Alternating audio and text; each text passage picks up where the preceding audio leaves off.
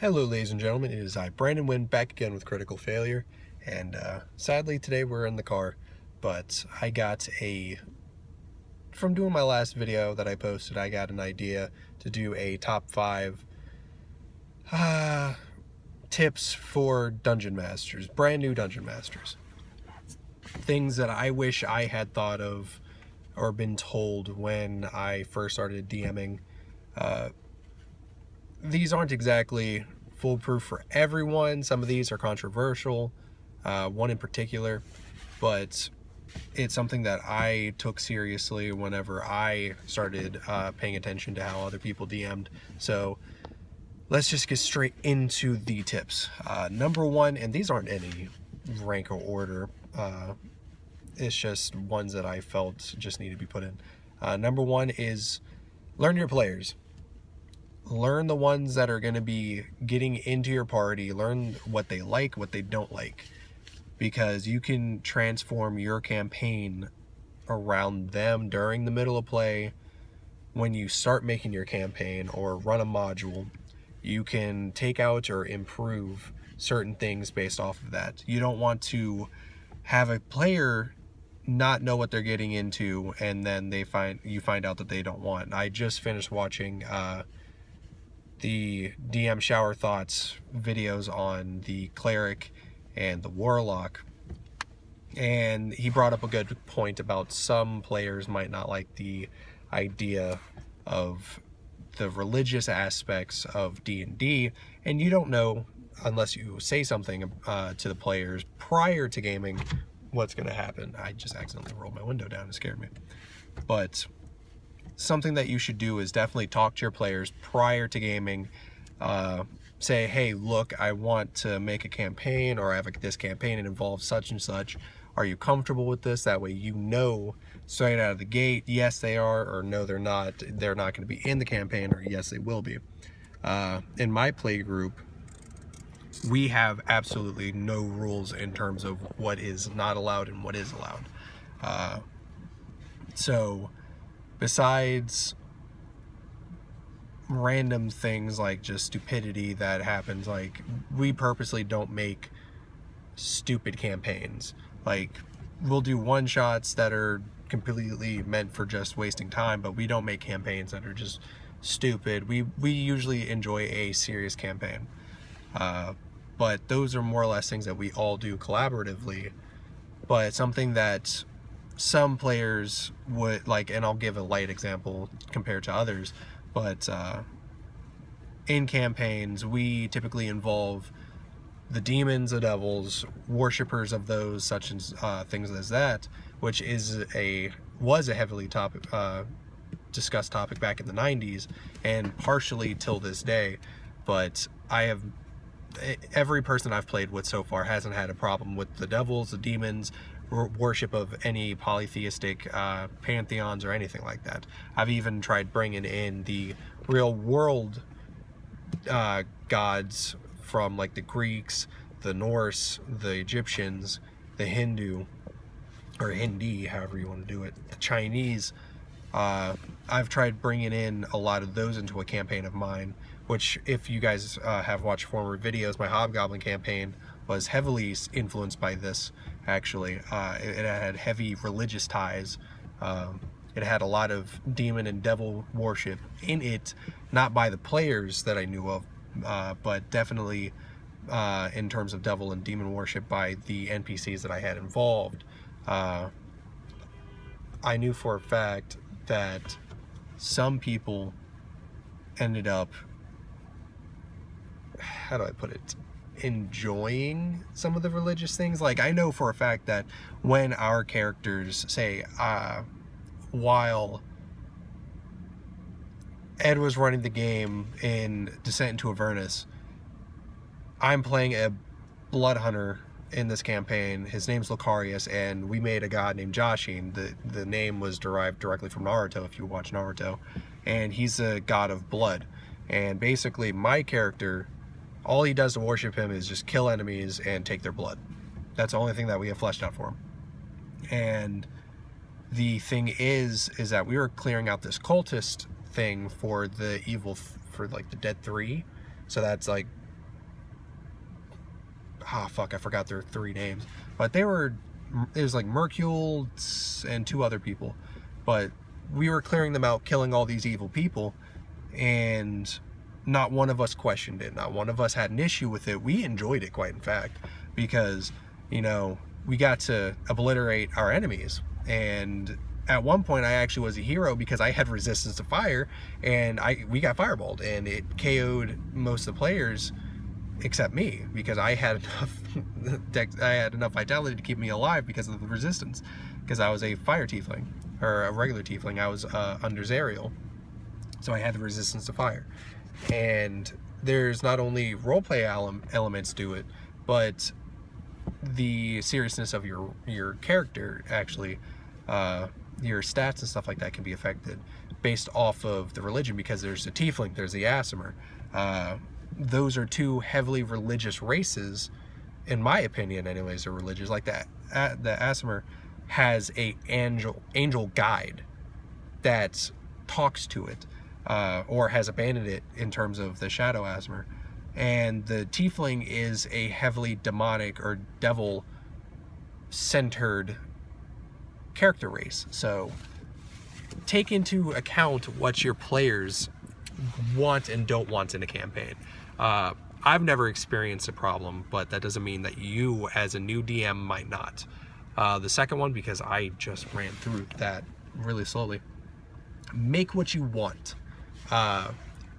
Don't be discouraged by one of your favorite players not wanting to play in a campaign because, say, I'll use the last example, you have a lot of religious themes. And I've always, because I have a differing view, me and Ed share the same view on this, but Matt Colville, he said, do not include things such as rape into your campaigns or anything. That it should stay away from D&D because it makes people uncomfortable. But here's my rebuttal.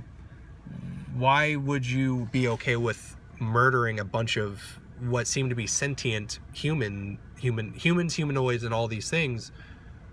Why do you glorify murder but not let one and this is all simulated, this is all in a game, of course, and this is not me glorifying rape, it's just an example, but you let things like murder go on in hundreds of thousands, but one person bringing up rape is not allowed whatsoever, and it's shunned at all tables. That doesn't make any sense.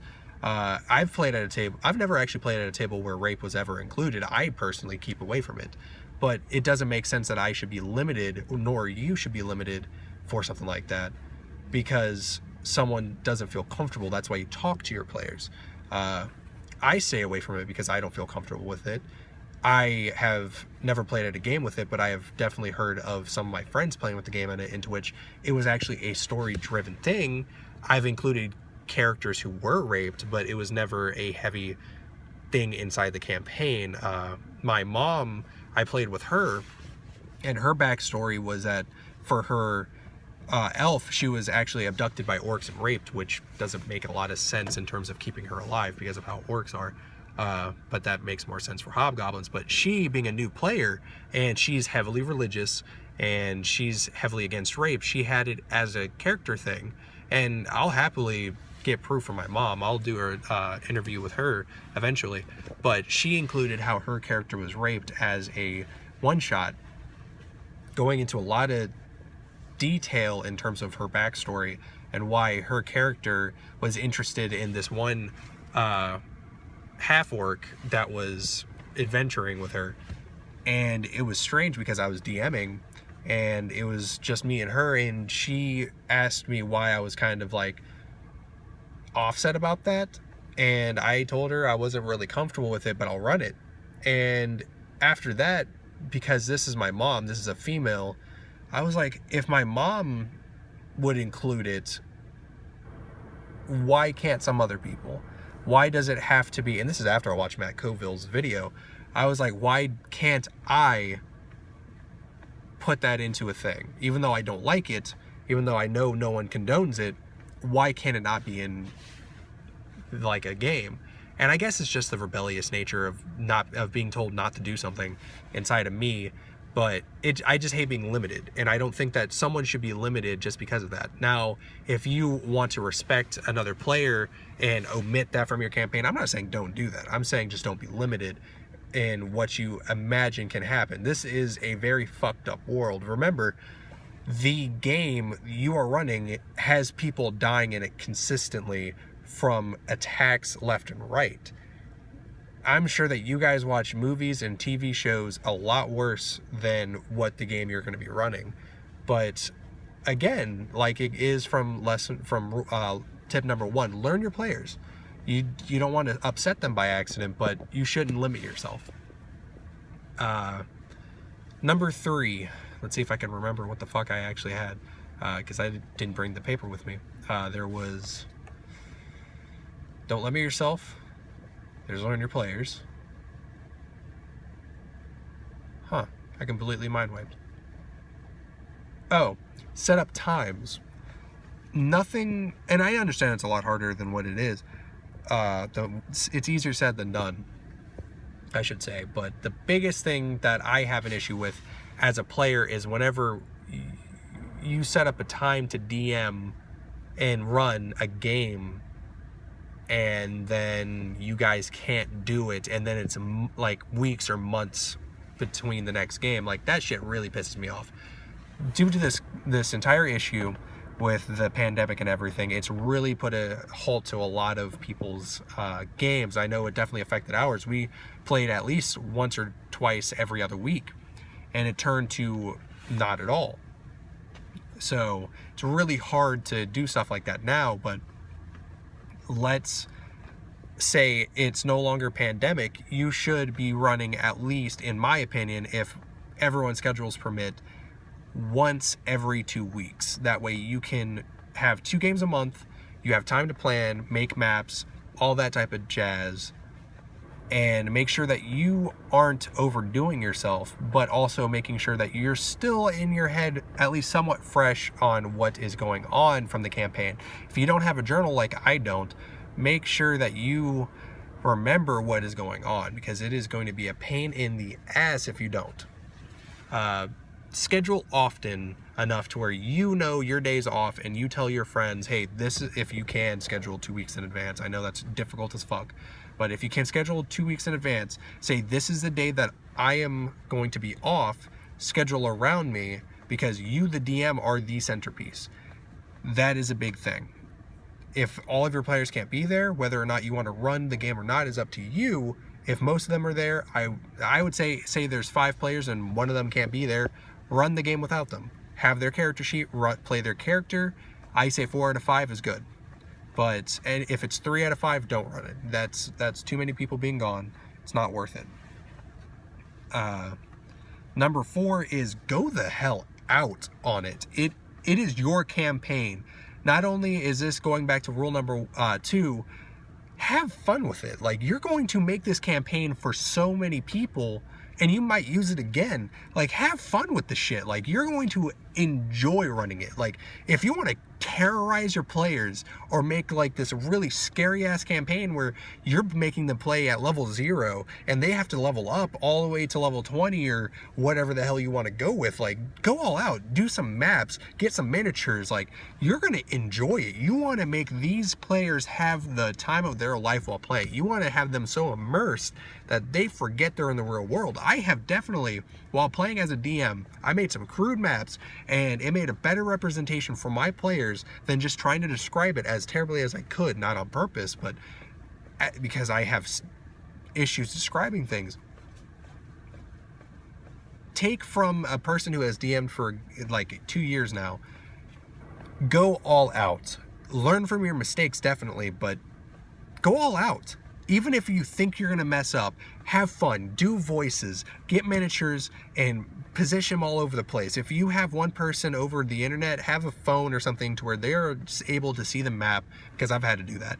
Have a lot of fun doing it. Do not be afraid to go and be eccentric. Go around dancing around the room if you're playing as this weird elf juggler. Don't be afraid to do voices.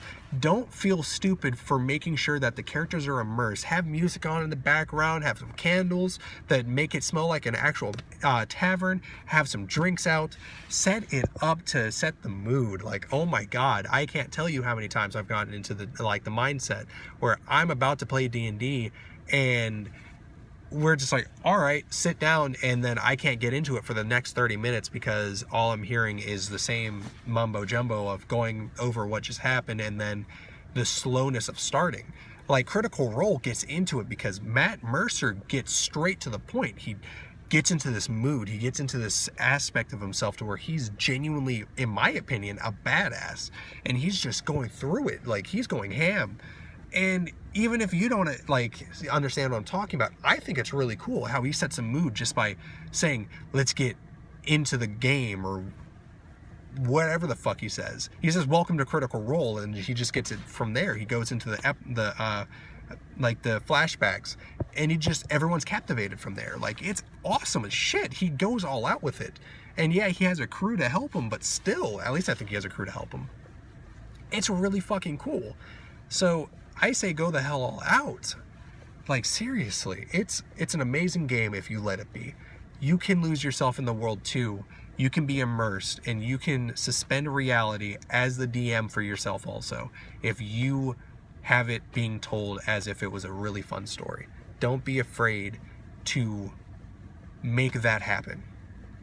And number 5, I have to think on this because I quite literally had number 5 in my head right before I said this, but I ended up fucking forgetting it.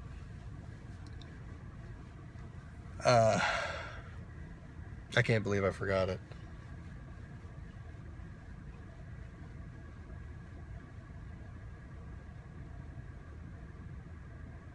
I guess number 5 would be have fun. Have fun learning from your mistakes, learning the lore, learning your players. Have fun making your campaign. Because I'm telling you, when I was making my Hobgoblin campaign, I made it all the way up to level 5, and I was still writing for it while I started running the game. Have fun while playing, making, doing everything. You don't want to get burnt out. I made my campaign for 3 months straight, every day. I would go to work, bring my laptop to do videos, bring my binder that had my Hobgoblin campaign notes in it. I made upwards to 85 characters, leveled their alignment, and I was going to make character sheets for all of them. I was going to type them out, have their classes, and I had like 80 of them. I had 15 factions that they all went or might have had more than 80 characters. I had 15 factions with 5 minimum in each, and I had 3 minimum of each alignment, from good, neutral, and evil, not chaotic good, lawful good, and neutral good. Like, it was just lawful, evil, and neutral. So I had 3 of those. And you really should go all out. You should have fun doing it. You should know your players, because if you can get all of the past 4 done while you're doing it, you will have fun. Mainly if you have complete control, you have the complete trust, and you have the complete or even partial trust of your players, knowing that you're going to deliver, and you feel like you're going to deliver a great game. You are going to, in my opinion, make a decent game, and you're going to have fun with it. And at the end, ask the players, what do you want to see eventually in this campaign? What do you think will be a great addition to this campaign? What fun can I give you in this campaign? Ask questions. Make sure that everything is clear enough to where they understand. Like, do stuff like that. It's really fucking fun. But that's my top 5 tips for new DMs. I'm going to eventually do some more tips that I'm going to write the fuck down, because I completely massacred this one. But I'm going to do 5 more eventually for both new players and new DMs. And I want you guys to please leave a like and subscribe. Please hit the bell notification button, as I'm going to be bringing out more topics. Please let me know if I can, because I'm using Splice to to update and to mix all of everything. Please let me know if there's any way that you guys, if you use Splice for your own videos, what I can do to try and fix up my stuff. I know I'm going to have either in this corner right here or this one, the like and subscribe button. I'm going to have the music all in the background, all that jazz, my Instagram handle or Instagram name, whatever the fuck it's called. So hit me up there if you ever want to message directly to us. I'll put my email down in the same area, so if you ever want to email me directly with some questions or a video suggestion, please do that in the comments. You can do the same. But yeah, thank you guys for watching. This has been Critical Failure. I am Brandon Wynn. I don't know why I keep saying I've been Brandon Wynn, but thank you guys for watching. I really do appreciate it. Please subscribe. We've been getting a couple more subscribers here the past few days. We really do appreciate it. We're getting ever so closer to our 50 subscriber mark by the end of the year. Please let's let that happen. Oh my God, that would be amazing. But thank you guys for watching. If you ever have any questions, please hit us up. We have some playlists. I have an advice playlist that I'm making. I have the Mordenkainen's Tome of Foes playlist, and I have the Yugoloths playlist. Go check those out if you haven't checked those out already. Watch those in full, and you're going to get the stats on everything for those things. But thank you guys for watching. I really do appreciate it. See ya.